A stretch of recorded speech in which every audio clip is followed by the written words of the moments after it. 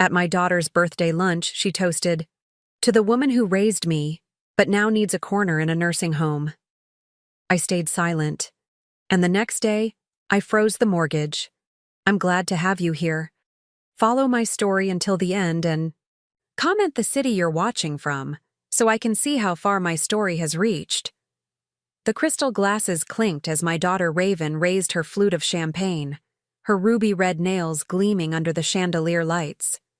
I smiled with anticipation, smoothing the wrinkles of my navy dress, the one I had splurged on just for her 46th birthday celebration. The dining room buzzed with the excited chatter of her friends, colleagues, and my grandchildren seated around the large mahogany table. "I'd like to make a toast," Raven announced, her voice cutting through the conversations. The room fell silent. "To my mother, Lillian." She gestured toward me with her glass, her smile not quite reaching her eyes. "To the woman who raised me, but now needs a little corner in a nursing home." The words struck me like a physical blow. My smile froze as I sat there, champagne glass suspended mid-air, unable to move. A few awkward chuckles rippled through the room, but most guests shifted uncomfortably in their seats, eyes darting between Raven and me. "Mom's getting up there in years," Raven continued, seemingly oblivious to the tension she'd created. "Aren't you, Mom? We've been looking at some really nice facilities." I lowered my glass to the table, my hand trembling slightly. "I'm only 70, Raven," I managed to say, my voice barely above a whisper. "And my health is fine." "Of course it is, Mom," she replied with a dismissive wave. "But it's better to be prepared, right? You can't live in that big house forever." That big house, my home, the one I'd worked 2 jobs to maintain after her father passed away. The same house where I'd raised her, where I still kept her childhood drawings and report cards in boxes in the attic. Mason, Raven's husband, cleared his throat and quickly raised his glass. "To family," he said, clearly trying to redirect the conversation. Everyone hastily joined in, relieved for the interruption. The dinner continued, but I barely touched my food. My mind kept replaying Raven's words, searching for some hidden joke I might have missed. But there was no mistaking the intention behind them. As I helped clear the plates, despite Raven's insistence that I should take it easy, I noticed a folder on the counter. It was partially open, and the words "Golden Sunset Retirement Community" were clearly visible on the brochure inside. My stomach clenched. Later, as I was putting on my coat to leave, my 14-year-old grandson Tyler approached me, his shoulders hunched. "I'm sorry about Mom," he whispered. "She shouldn't have said that." I cupped his cheek with my hand. "It's okay, sweetheart." "No, it's not," he insisted. "She talks about your house all the time. She told Dad they could sell it once you're—" He trailed off, looking guilty. "Once I'm what, Tyler?" "Once you're in a home," he mumbled. "They want to use the money to expand the business." I felt the blood drain from my face. The house, my house, that I had refinanced years ago to help Raven and Mason buy this very home we were standing in. The mortgage was still in my name because they had convinced me it was better for tax purposes. I had been making the payments all these years, believing I was helping my daughter build a stable life. "Grandma, are you okay?" Tyler asked, concern etching his young face. I patted his arm reassuringly. "I'm fine, sweetheart. Don't worry about me." On the drive home, memories flooded back. Raven as a little girl, pigtails bouncing as she ran through the sprinklers in our backyard. Teaching her to bake cookies in our kitchen, helping her with college applications at the dining room table. The pride I felt at her graduation. Where had that daughter gone? I thought of all the weekends I'd spent watching the grandchildren, so Raven and Mason could focus on their careers. The dinners I'd cooked, the laundry I'd done, the school pickups I'd handled, all while they built their luxury lifestyle. That night, I couldn't sleep. I sat at my kitchen table, The same one where I'd served Raven countless meals and pulled out the mortgage documents for her house. My house, technically. The house that, according to my grandson, they were planning to sell once they'd tucked me away in some facility. No, I whispered to my empty kitchen. Not this time. The next morning, I put on my best dress and pearls, the ones I'd worn to Raven's wedding, and drove to the bank. The young manager looked confused when I explained what I wanted to do. "You're sure about this, Mrs. Walker?" he asked, peering at me over his glasses. "This is quite a significant decision." "I've never been more certain," I replied, my voice steady for the first time since Raven's toast. As I signed the papers to freeze the mortgage, preventing any refinancing or sale without my explicit consent, I felt something I hadn't experienced in years, the quiet strength of standing up for myself. What I didn't know then was that my simple signature would unravel years of carefully laid plans. Plans made by my daughter and son-in-law that had never included my well-being or wishes. And what Raven didn't know was that her cruel toast had awakened something in me that had been dormant for far too long, my sense of self-worth. The bank parking lot was nearly empty when I pulled in the next morning. I'd barely slept, but there was a strange clarity in my exhaustion, as if the fog I'd been living in for years had finally lifted. "Mrs. Walker." The branch manager, Mr. Phillips, greeted me with surprise. "Twice in 2 days. Is everything all right?" "Not exactly," I replied, clutching my purse tightly. "I need to check something about the mortgage." He led me to his office, a small room with diplomas on the wall and family photos on his desk. I noticed a picture of an elderly woman, his mother, perhaps, displayed prominently. "What can I help you with?" he asked. "I'd like to see if there have been any recent inquiries about refinancing the property," I said, my voice steadier than I felt. Mr. Phillips typed something into his computer, then frowned. "Yes, actually, there was an application, submitted just yesterday around noon." My heart sank. While I had been preparing for Raven's birthday dinner, carefully wrapping the expensive painting I'd bought her, she and Mason had been trying to refinance the house, my house, without even telling me. "Is that unusual?" I asked, already knowing the answer. "Well," he hesitated, "since you're the sole owner on the mortgage, they can't refinance without your signature. But they were inquiring about options." "What kind of options?" "Adding their names to the deed, primarily. With your signature, of course." He tilted his head. "You didn't know about this?" I shook my head slowly. No, I didn't. The drive home felt surreal. I kept thinking about all the times Raven had casually mentioned that I should simplify my finances, or let them handle the paperwork.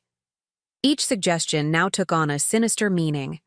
When I pulled into my driveway, I noticed Raven's sleek black SUV already parked there. I took a deep breath before going inside. "Mom!" Raven called from my kitchen. "Where have you been? I've been calling you all morning."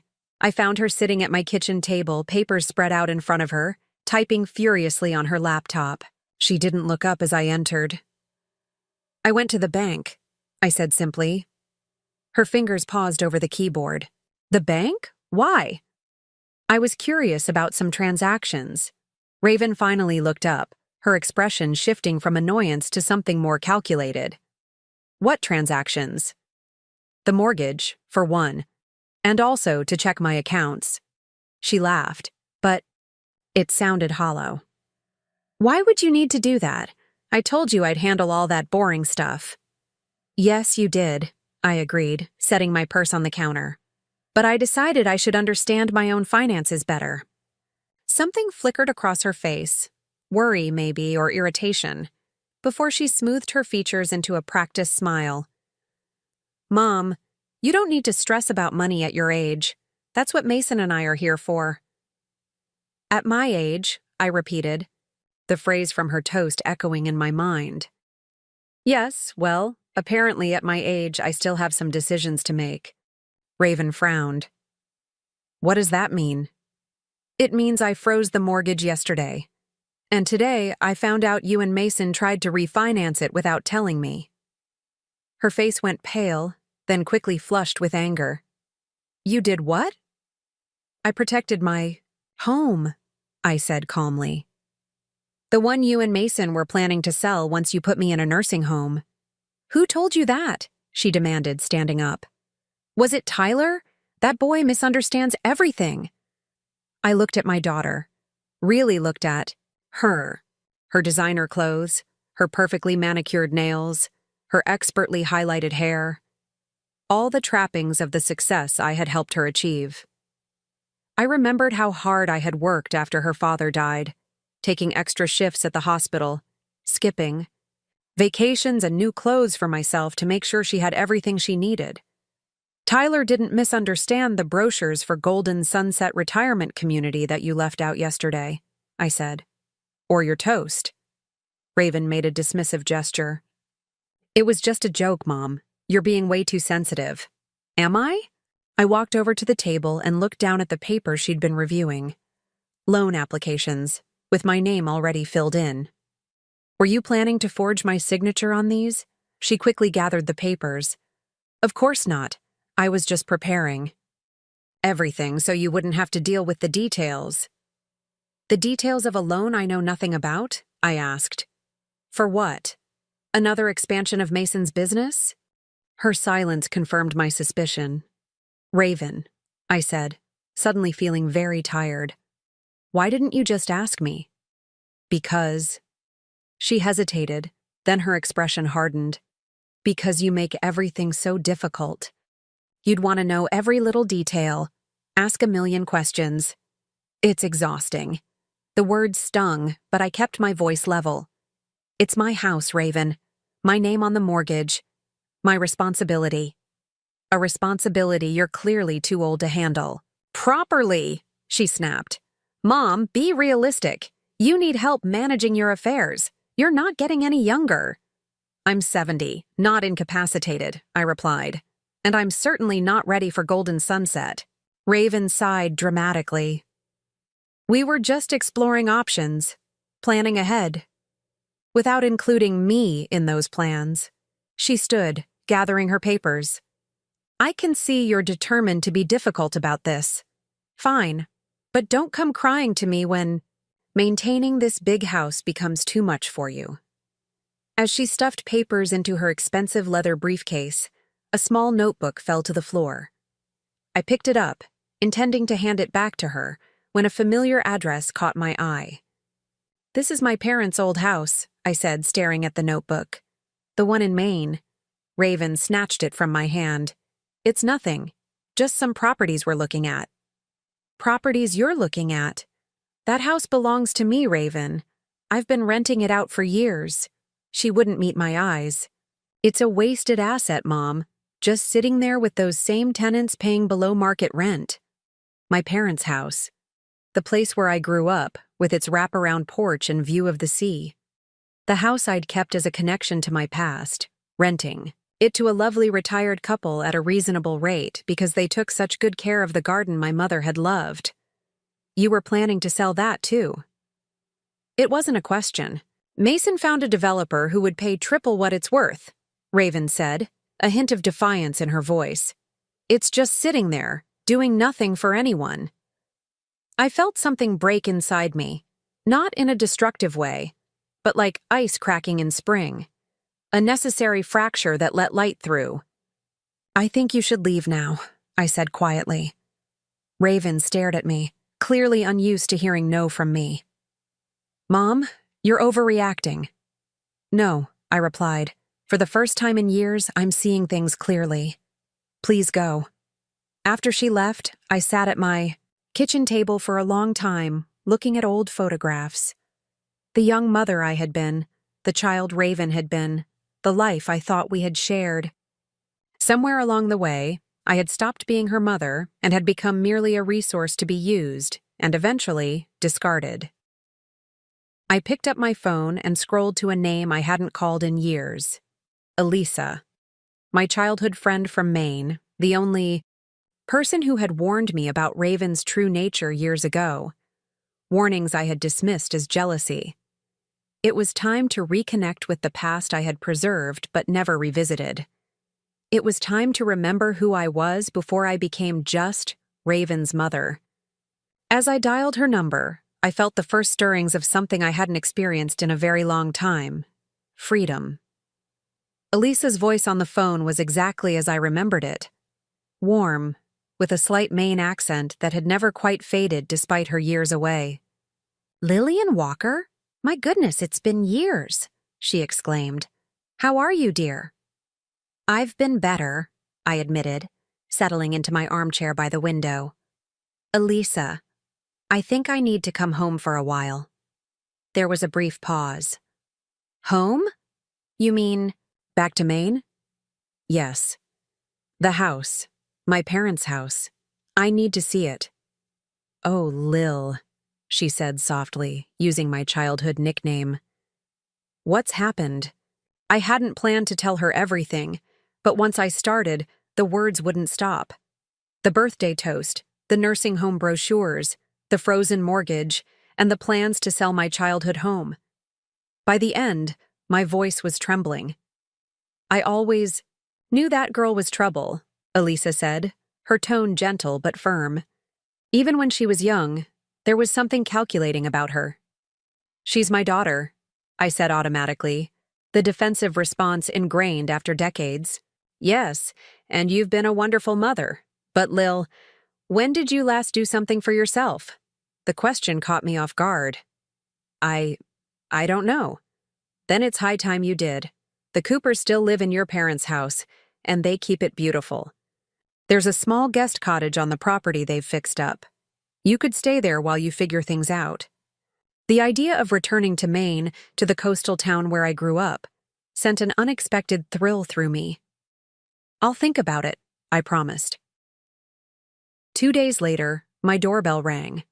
When I opened the door, Mason stood there, his usual confidence replaced by something that looked almost like desperation.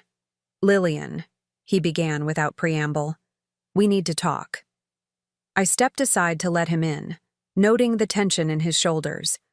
"Raven's not with you?" "No, she's upset. She thinks you don't trust her."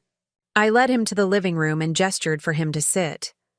"I wonder why that might be?" Mason ran a hand through his hair, a gesture I'd never seen from him before. "Look, I know Raven's toast was inappropriate. She was trying to be funny, but it came out wrong. And the nursing home brochures, the loan applications, the plans to sell my parents' house in Maine, were those just jokes too?" He winced. "It wasn't like that. We were just exploring options. Options that involved making decisions about my life and property without consulting me." Mason leaned forward, his voice lowering. "Lillian, I'm going. To be straight with you, the business is in trouble. We've overextended, and we need capital fast." I felt a cold weight settle in my stomach. "How bad is it?" "Bad enough that we could lose everything if we don't secure financing soon." "And you thought the solution was to put me in a home and sell my properties?" He at least had the decency to look ashamed. "It wasn't supposed to happen right away. We just needed the assets as collateral for loans." "My assets," I clarified. "The home I've lived in for 40 years and the house my parents left to me." "Yes," he admitted, "but it was going to benefit all of us in the long run." "All of us? Or just you and Raven?" Before Mason could answer, the front door burst open, and Raven stormed in, her face flushed with anger. "What are you doing here?" she demanded, glaring at her husband. "I told you I'd handle this." "Your husband was just explaining how you plan to use my homes as collateral for your failing business," I said calmly. Raven's eyes flashed. "It's not failing. We're just going through a rough patch. A rough patch that apparently requires sacrificing your mother's security." "Don't be so dramatic," Raven snapped. "We weren't going to leave you homeless. Golden Sunset is a perfectly nice facility." "That I have no interest in living in," I replied. "Well, you can't stay here forever. This house is too big for one person. It's impractical." "It's my home, Raven." She threw up her hands in exasperation. God, why are you being so selfish? After everything we've done for you. The room went silent. Mason looked uncomfortable, and even Raven seemed to realize she'd crossed a line. What exactly have you done? For me, Raven? I asked quietly. She faltered. We include you in family events. We let you watch the kids. Let me, I repeated. You mean when you need free childcare? That's not fair, isn't it? When was the last time you called me just to talk, or came over without needing something? Raven's expression hardened. I don't have time for this. Mom, you need to be reasonable. We're family. Family, I said, the word tasting bitter. Is that what we are? Because from where I'm sitting, it feels like I'm just a convenience to you, an ATM and a babysitter rolled into one. How dare you? Raven's voice rose. After everything I've put up with, your constant meddling, your outdated opinions, your endless neediness. I felt as if I'd been slapped. Neediness? Yes. Always wanting to be involved, asking questions about our finances, offering unwanted advice. It's exhausting. In that moment, I saw my daughter clearly for perhaps the first time. Not as the little girl I'd raised, but as the woman she'd become. Someone who saw my love as an intrusion and my concern as interference. I think you should both leave, I said, my voice surprisingly steady. Not until you agree to unfreeze the mortgage, Raven insisted. That's not going to happen. Mason stood up, placing a restraining hand on Raven's arm. Let's go. This isn't helping. She shook him off. No, I'm not leaving until she fixes this. There's nothing to fix, Raven, I said. The mortgage stays frozen, and I'm not signing any loan documents. Then what about the main house? She demanded. You don't even live there. You're just being spiteful. Actually, I said, surprising even myself, I'm going back to Maine. I'm going to stay in my parents' house for a while. Raven's face contorted with disbelief. You're what? You can't be serious. I've never been more serious. And what about the kids? Your responsibilities here? The same responsibilities you were so eager to relieve me of by putting me in Golden Sunset? Mason tugged at Raven's arm more insistently. Let's go. Now. As they headed for the door, Raven turned back, her expression cold. This isn't over, Mom. You're making a huge mistake.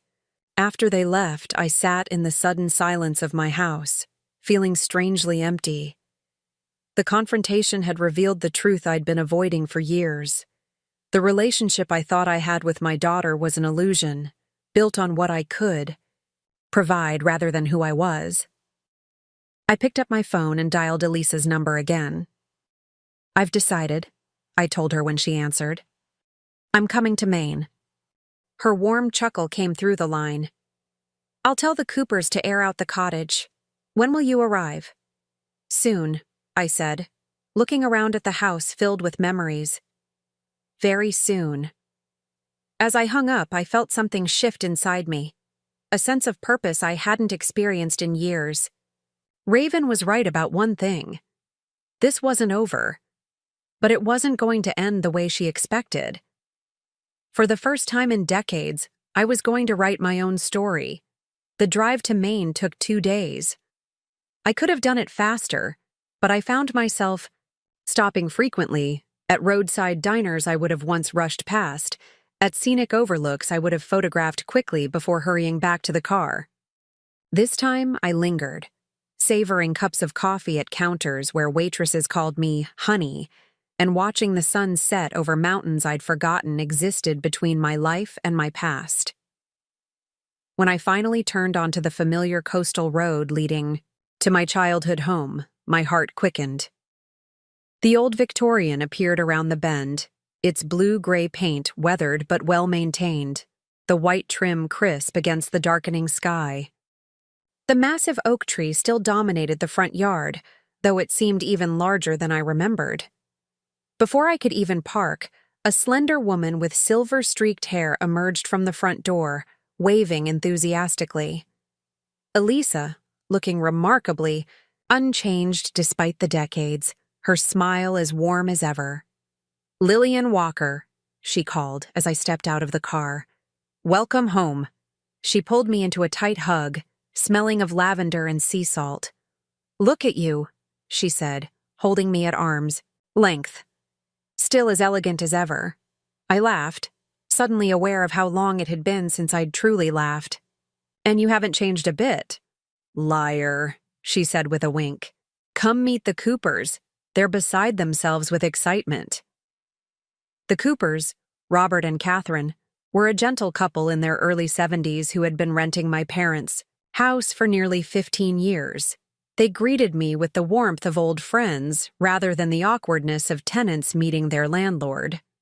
"We've kept everything just as your mother would have wanted," Catherine assured me, leading me through the house. The gardens especially. The interior had been updated in subtle ways.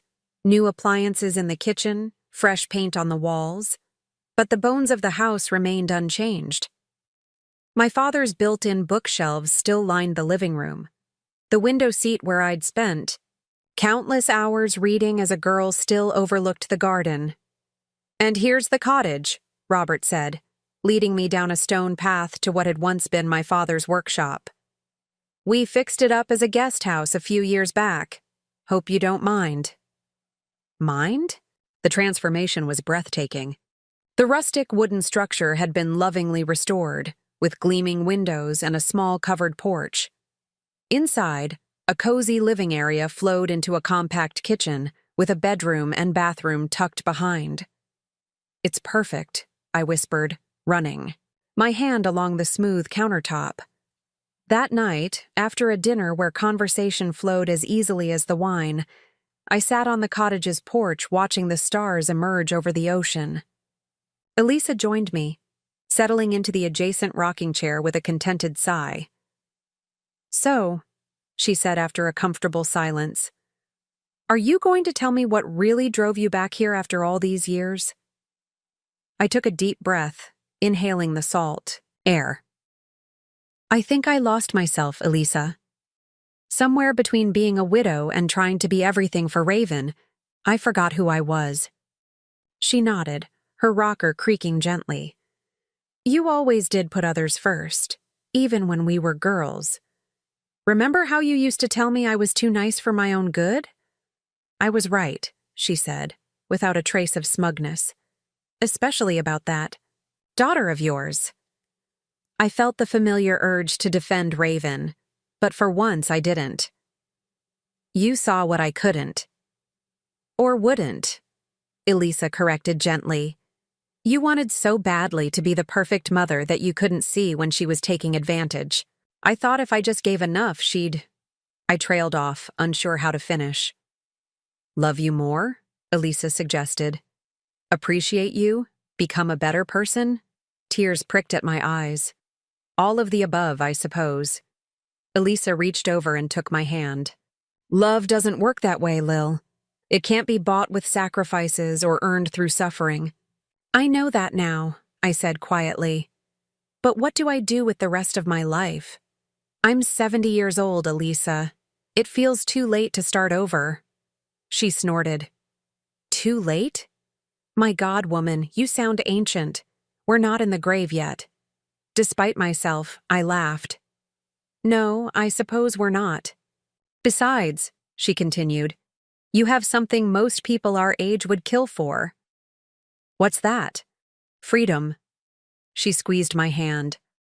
"Real, honest-to-God freedom. No obligations, no one depending on you, and if I'm not mistaken, a pretty solid financial foundation." I thought about my house back home, the investments I'd carefully maintained despite Raven's attempts to help, and the rental income from this very property. "You're right," I admitted. "I am in a good position." "So the question isn't what you're going to do with the rest of your life," Elisa said with a smile. "It's what you're going to do first." The next morning, I woke to sunlight streaming through. the cottage windows and the distant sound of waves against the shore. For the first time in years, I had nowhere to be. No one expecting me to show up with a home-cooked meal or to babysit at a moment's notice. After breakfast, Catherine invited me to join her in the garden. We spent the morning with our hands in the earth, weeding and pruning the beds my mother had designed decades ago. "Your mother was quite the plants woman," Catherine observed as we worked. "These peonies must be 50 years old, and they still bloom magnificently." I remembered my mother in her wide-brimmed hat, teaching me the names of flowers, showing me how to deadhead roses and divide perennials. "She loved this garden more than anything," I said, "except maybe my father." "They sound like wonderful people." They were. I sat back on my heels, wiping sweat from my brow. "They would have hated seeing what happened between Raven and me." Catherine's eyes were kind but direct. "What will you do about her?" I sighed. "I don't know yet. Part of me wants to cut ties completely. But she's still my daughter." "And your grandchildren?" "That's the hardest part," I admitted. "I adore them. Especially Tyler. He's the one who warned me about their plans." "Children often see more clearly than we give them credit for," Catherine said wisely. That afternoon, I found a box of old photographs in the attic, pictures I hadn't seen in decades. There I was as a young woman, standing proudly in front of my nursing school. Another showed me with my late husband on our wedding day, both of us laughing at some forgotten joke. And then Raven as a baby, a toddler, a serious-faced teenager. Among the photos, I found my mother's old journal, its leather cover soft with age. I opened it carefully, recognizing her elegant handwriting. "The greatest gift we can give our children is not protection from the world, its disappointments and sorrows, but the confident strength to face it on their own terms." I traced the words with my finger, feeling as if my mother were speaking directly to me across the years. Had I given Raven that gift? Or had I shielded her so thoroughly that she never developed the strength of character needed to face life's challenges honestly? My phone buzzed. Tyler's name appeared on the screen. "Grandma?" His voice was hushed, as if he were trying not to be overheard. "Mom's really mad. Dad said their business might go bankrupt and she's blaming you." My heart sank. "I'm sorry you're caught in the middle of this, sweetheart." "Are you really in Maine?" he asked, curiosity overcoming his worry. "Yes, at my parents' old house. It's beautiful here." I wish I could see it. An idea began to form, tentative at first, then growing stronger. "Maybe you can," I said. "When's your school break?" "In 2 weeks," he replied. "But Mom would never let me come." "Let me worry about that," I told him. "Would you want to visit if you could?" "Are you kidding? That would be awesome." After we hung up, I sat for a long time with my mother's journal in my lap, thinking about strength and protection, about letting go and holding on. I hadn't returned to Maine just to escape Raven. I had come back to rediscover myself. And perhaps, in doing so, I could become the grandmother, and even the mother I was meant to be, rather than the one I had allowed myself to become. My phone buzzed again, a text from Raven. "We need to talk. This has gone far enough." I looked at the message, then out the window at the sun setting over the ocean. My mother's garden, my father's bookshelves, my childhood home. The roots I had forgotten but that had never stopped sustaining me. "Yes," I whispered to myself. "Yes, it has gone far enough. But not in the way you think." Spring came early to coastal Maine that year. By mid-March, crocuses were pushing through the soil in the garden, and the air carried the promise of warmth. I had been in my parents' home for nearly 2 months, settling into a rhythm that felt both new and familiar. Each morning, I helped Catherine in the garden, learning and remembering in equal measure. In the afternoons, I explored the town, rediscovering old haunts and finding new favorites, The local library had welcomed me as a volunteer, where I read to children twice a week. The bookstore owner, upon learning I was Martha Walker's daughter, insisted I join their monthly book club. "You're blooming," Elisa remarked one evening as we walked along the shore. "Just like your mother's garden." I smiled, feeling the truth of her words. The constant anxiety that had been my companion for years had receded, replaced by a quiet contentment. My hair, which I'd always colored diligently, now showed streaks of silver that I found I rather liked. The lines around my eyes seemed less like burdens and more like evidence of a life well lived. "I've been thinking about the house," I said, picking up a smooth stone and turning it over in my hand. "Your parents' house or the one back in your old city?" Elisa asked. "Both, actually. I've decided to sell the house back there." Elisa raised her eyebrows. "That's a big decision." "It is," I agreed, "but it doesn't feel like home anymore. It hasn't for a long time." "And what about this place?" I looked up at the Victorian silhouetted against the dimming sky. "I'm thinking of moving back permanently. The Coopers mentioned they've been considering downsizing. I could live in the main house and keep the cottage for guests." "Like your grandchildren," Elisa suggested. "Exactly."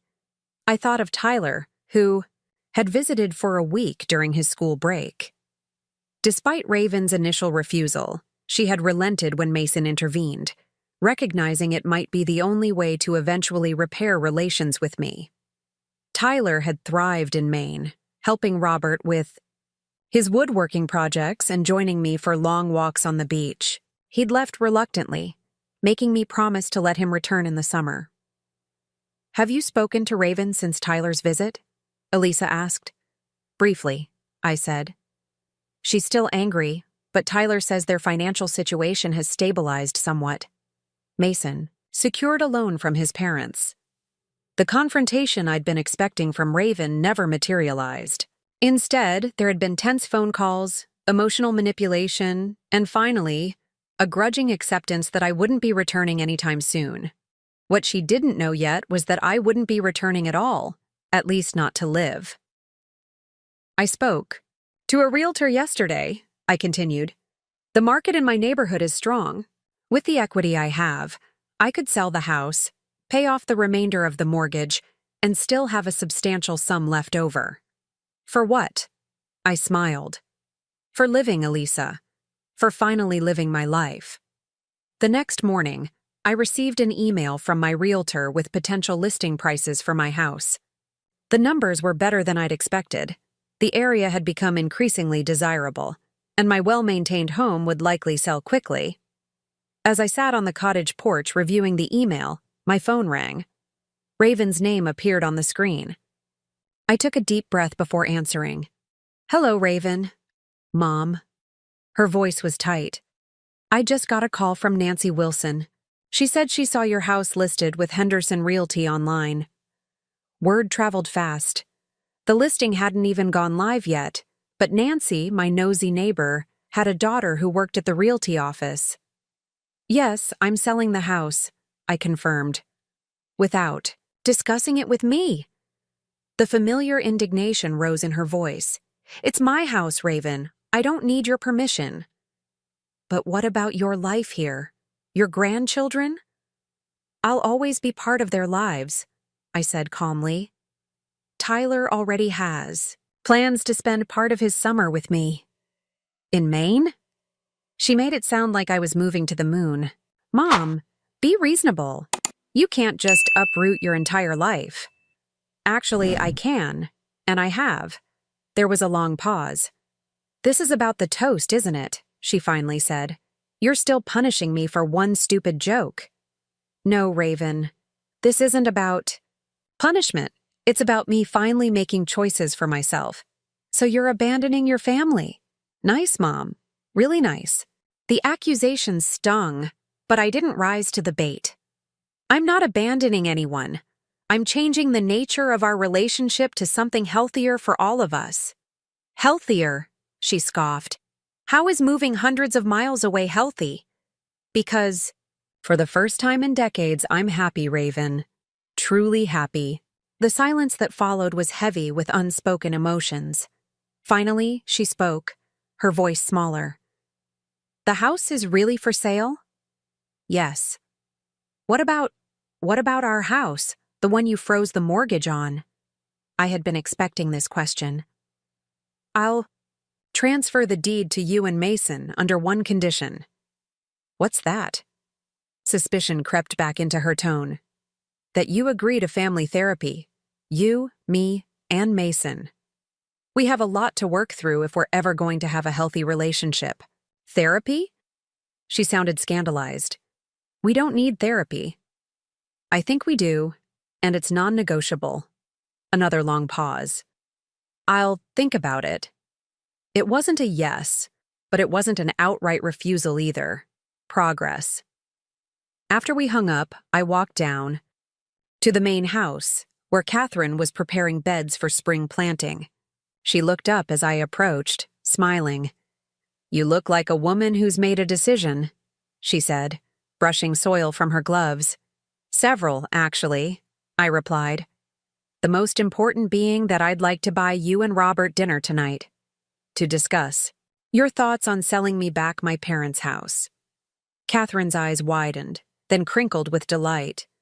We were hoping you might ask. This place has always been yours in spirit, Lillian. It seems right that it should be yours in deed again, too. That evening, over lobster at the local inn, we worked out the details. The Coopers would sell me the house at a fair price, taking into account the improvements they'd made over the years. They would move to a smaller place in town, but remain close enough to visit often. To new beginnings, Robert proposed, raising his glass. And old roots, I added, touching my glass to his. As we clinked glasses, I felt a profound sense of rightness settle over me. The path forward wasn't completely clear. There would be difficulties with Raven, complexities with the grandchildren, the logistics of moving. But for the first time in years, I was charting my own course. Not as Raven's mother or the grandchildren's babysitter, but as Lillian Walker, a woman rediscovering herself at 70. Later that night, I sat in the window seat that had been my childhood refuge, looking out at the moon reflecting on the ocean. I thought of my mother's journal and her words about giving children the confident strength to face the world. Perhaps it wasn't too late to model that strength for Raven, even now. Not through endless sacrifice, but through living authentically and setting healthy boundaries.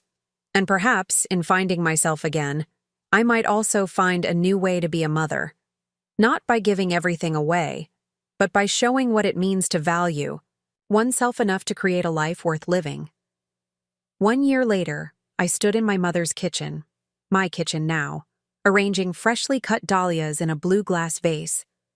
Through the window, I could see the garden in full summer glory, the perennials my mother had planted decades ago thriving under Catherine Cooper's continued guidance. Though the Coopers had moved to their new home in town, Catherine still came, 3 times a week to help with the garden, claiming she wouldn't know what to do with herself otherwise. The sound of car tires on gravel announced the arrival I'd been both anticipating and dreading. I smoothed my linen dress, took a deep breath, and stepped onto the front porch. Raven emerged from her sleek rental car, sunglasses perched on her head, looking somewhat out of place in her designer clothes against the rustic backdrop of coastal Maine. Behind her, Mason helped Tyler and his younger sister Emma unload their bags. "Mom," Raven said, climbing the porch steps. Her greeting wasn't warm, but it lacked the hostility of our earlier encounters. "Welcome," I replied, pulling her into a light hug that she returned stiffly. "How was the drive?" "Long," she sighed. "I don't know how you do this trip regularly." "The scenery makes it worthwhile," I said, turning to greet my grandchildren, who bounded up the steps with considerably more enthusiasm. "Grandma!" Emma threw her arms around my waist. "Your house is amazing. Is that a real tire swing?" I laughed, hugging her tight. "It is, and it's been waiting all summer for you to try it." Tyler, now 15 and sporting a new growth spurt, gave me a more reserved but equally sincere hug. It's good to see you, Grandma. You too, sweetheart. I turned to Mason, who was carrying the last of the bags. Thank you for bringing them. He nodded, his expression softer than Raven's. Thanks for having us. The past year had changed us, all. My house in the city had sold quickly, and for more than asking price, providing me with financial security I'd never imagined.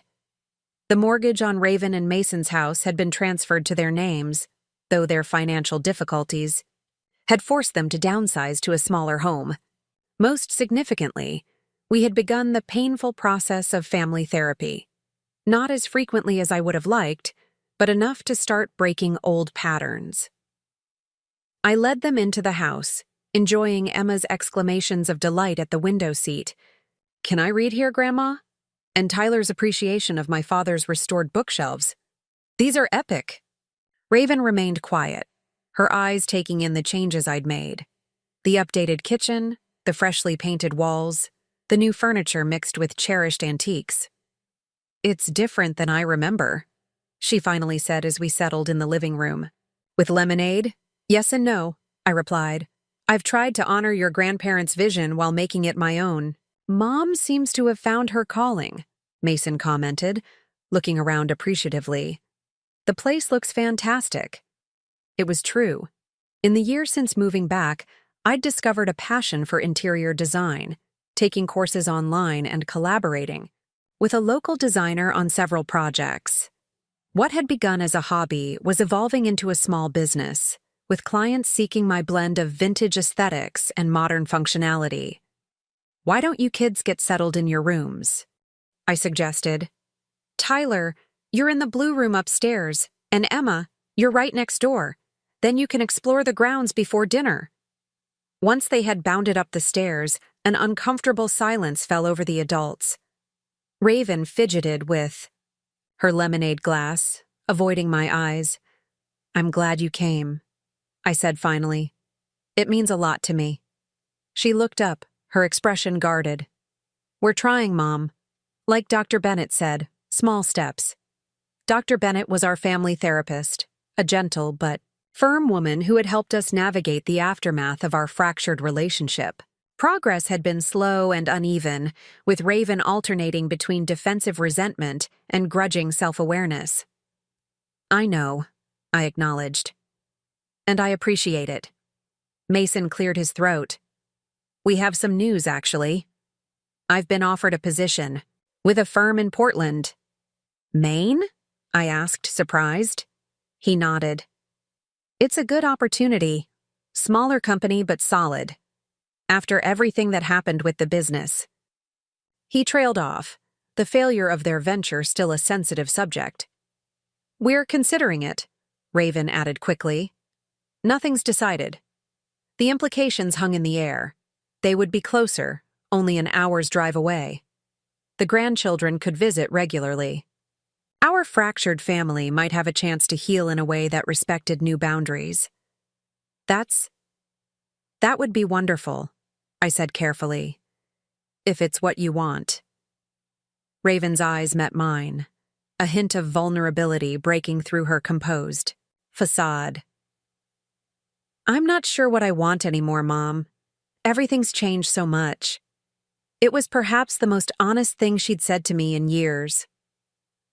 That evening, we gathered around my dining table, the same table where my parents had hosted countless family meals. I'd prepared my mother's recipe for clam chowder, served with fresh bread from the local bakery. The conversation flowed more easily than I'd expected, with Tyler sharing stories from school and Emma describing her latest art projects. As I looked around at their faces in the warm glow of candlelight, I felt a complex mixture of emotions. Love, caution, hope, and a quiet pride in the life I'd reclaimed. After dinner, Mason took the children for a walk along the beach while Raven helped me clear the table, an offer that would have been unthinkable a year ago. The therapy's helping, she said abruptly as she rinsed a plate. I know I don't always show it, but it is. I handed her another dish. I'm glad. Dr. Bennett says I have issues with entitlement. She laughed without humor. Apparently, I've been treating people like resources rather than, well, people. That sounds about right, I said, keeping my tone light. Raven shot me a look, then shook her head. I deserved that. It's not about deserving, Raven. It's about acknowledging patterns so we can change them. She was quiet for a moment, wiping a glass with more attention than necessary. I've been thinking about your birthday next month. My 70th birthday was approaching, a milestone I once would have dreaded, but now viewed with a sense of accomplishment. What about it? I asked.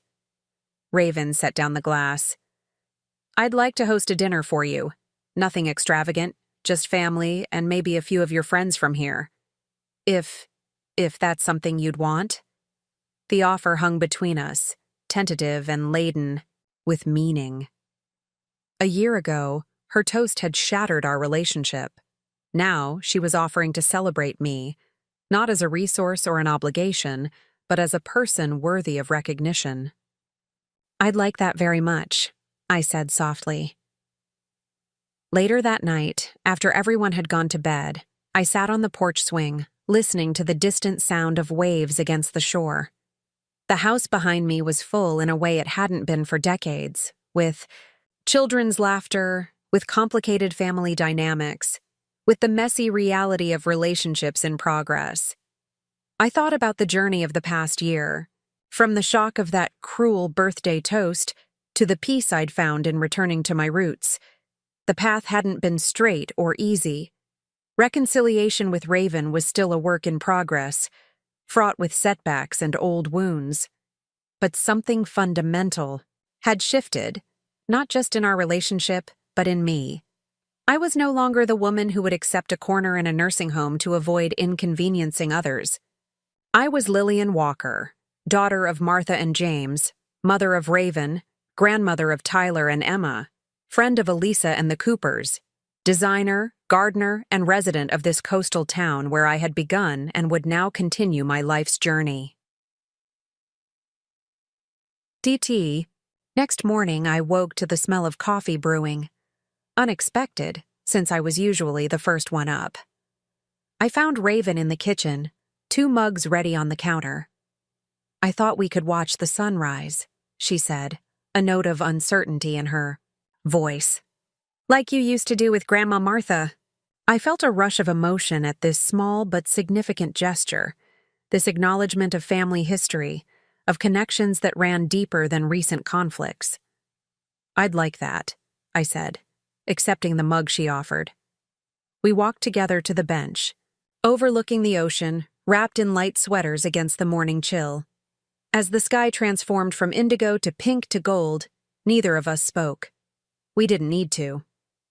The silence between us, for once, wasn't charged with resentment or expectations, but with the simple recognition of shared existence, mother and daughter, watching the beginning of a new day.